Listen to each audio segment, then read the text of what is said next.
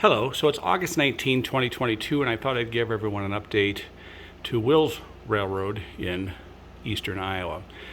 His layout represents the Rock Island, sometime in the 70s era maybe.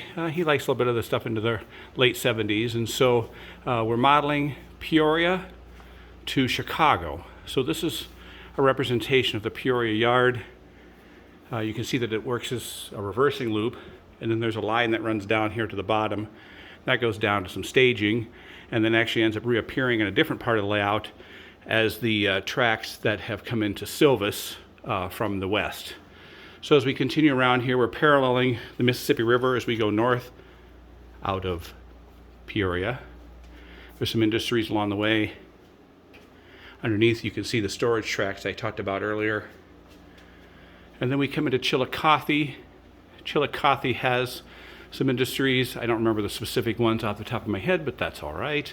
There's a siding here. And then there's also going to be eventually be an interchange with the Santa Fe, which is going to go over the top, kind of in this area here. Then we work our way around to Bureau. Bureau Junction is here. He had commissioned an absolutely stunning Bureau Junction station. And this track here will eventually lead off around the corner to Joliet and Chicago. Then as we go down this direction, we're now working our way east. This is Geneseo. Geneseo's a fair number of industries for operation. An overpass that still exists today. And then we come down into Kelowna. Kelowna is where the Rock Island cross the P-Vine of the CB&Q or the BN. So there's an interchange here, and eventually there'll be a track that goes back so we can stage some BN trains, or at least some BN interchange into this spot. Crossing the Rock River, and then we work our way around. There's a lead here on the right that isn't in place yet as of this date. That's going to be the lead for the Silvis Yard. And so as you can see now, we're getting into the Silvis Yard area. Silvis has a bypass main, which is what this first track represents. The Penn Central stand-in train right now is on what we call the arrival departure track. And then there's 6 additional tracks for the yard represented with the one piece of cork, and you can see the ladder on the far end.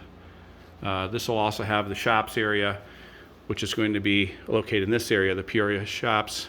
I don't mean Peoria, I'm sorry, I mean Silvis shops, which now are going to be the new home for the Union Pacific's heritage equipment that's been donated. We get down to this end and we're kind of now in the Davenport, Iowa area. There's a set of crossovers, and then the track goes underneath to the storage yard as mentioned earlier, and then off to the left this track will eventually go around and become staging for the Kansas City area, and then again in this open area over here is going to be the Chicago from the upper level. Now we're on the opposite side and you can see Bureau Junction again. So that's the update for now.